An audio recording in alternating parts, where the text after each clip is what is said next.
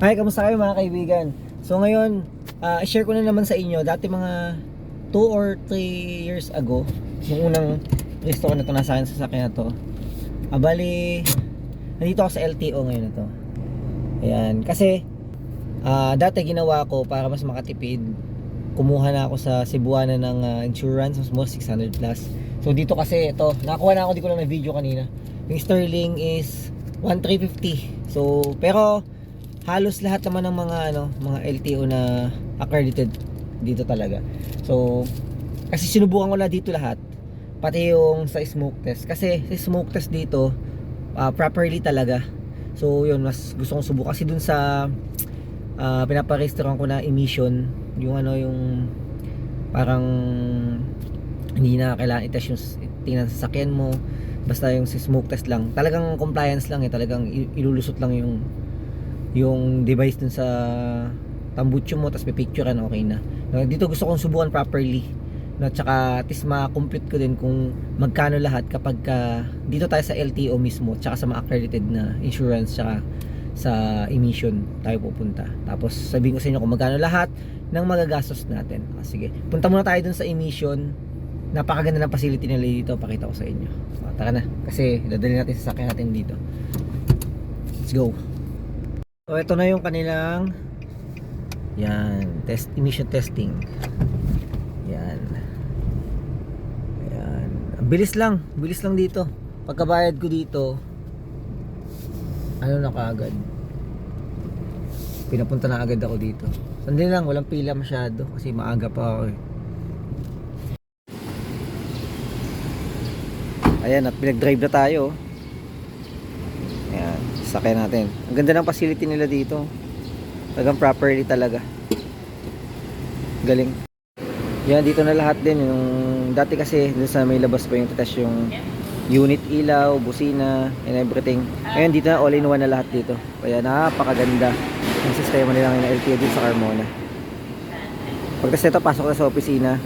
Pa-restore na natin. Ayun, nakabalik na tayo. Tapos na mag-emission properly. Ang ganda ng facility nila. Tapos uupo ka na lang dun sa waiting area. At ito na, so pasok tayo ngayon sa opisina ng LTO. Tapos i-register na natin to. Mabilis lang din yan. So siguro dun tumagal lang ako. From here, kanina nag-video ako, diba, sa parking. Papunta dun, lapit lang naman eh. Siguro mga walang 10 minutes eh. Ang bilis lang talaga eh, kasi wala din masyadong pila. Tsaka marami silang bay dun.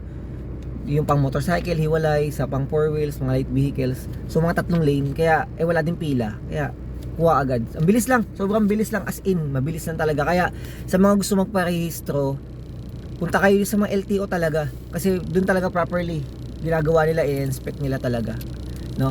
Kaya kaso nga lang, yung kailangan mo lang ng konting time. Kasi especially kung may trabaho ka, diba? Unlike dun sa mga, ako, din-discourage ko na kayo magparehistro sa mga emission na na compliance lang yung ginagawa. Pero kasi kung wala kang time, kasi yun lang ang problema, da-drop by ka lang doon, picture lang sa emission, okay na, bukas balikan mo. Pero kung may time ka naman, kahit pa paano, sa LTO na kayo. Sige na, punta tayo sa loob. Let's go, balitaan ko kayo kung magkano.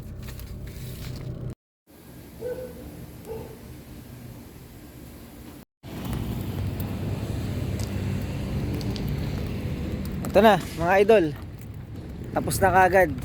So napakabilis talaga ng proseso dito sa LTO Carmona.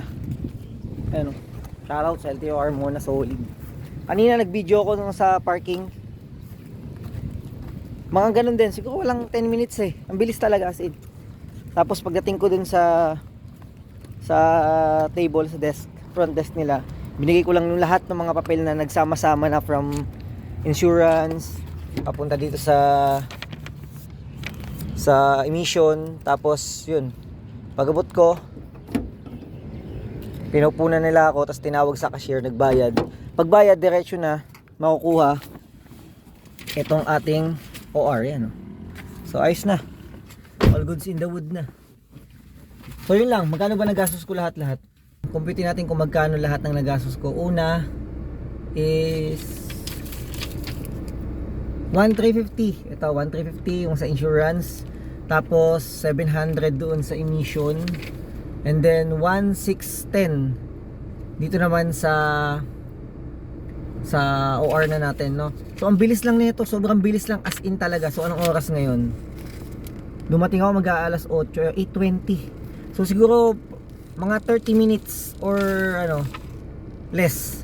Kasi bawat isang pinuntahan ko mga 10 minutes lang eh. 10 minutes, 10 minutes, 10 minutes. Siguro less than 30 minutes yun. Tapos na, ganun lang kabilis magpa-rehistro. Kaya hindi nyo na kailangan na pumunta doon sa mga emission na mas mahal mga gastos nyo, mga mas may patong na mga 1,000 ganun. Tapos compliance pa yung ano, yung gagawin, 'di ba? So dito na lang kayo sa LTO talaga pumunta, napakabilis. So shoutout sa LTO Carmona. Napakaganda ng serbisyo. Tsaka ang ganda nung ano nila, nung emission test nila, yung bay. Ayun ang pinaka nagustuhan ko dito. Das napaka-accommodating ng mga tao dito. Kahit sa ang ano man sa insurance man, sa emission, tsaka doon sa office ng LTO. Napakaganda ng serbisyo nila dito. Kaya 100% sa LTO. Shoutouts. Tsaka approved. Yun, sa magpaparehistro ha. Magparehistro na kayo kasi pag nahuli kayo, na checkpoint kayo, tapos paso rehistro nyo, 12 million. Kaya parehistro nyo na kagad. Mas maganda kung mas early. Kung okay lang naman yun kung mas early kayo magparehistro, kung basta may time kayo tsaka budget kayo, bugahan nyo na. Huwag nyo nang hintayin na abutan kayo ng ano, ng expiration. Kasi kung hindi man kayo mahuli, may penalty pa din. Tulad nung na-vlog ko last time na may penalty ako. So malaki-laki din yun. Nasa kalahati din kung ito kung 1.6. So mga 800 rin yun. So yun.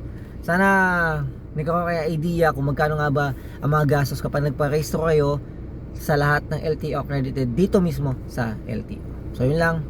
Ride safe lagi, ingat, and bye bye.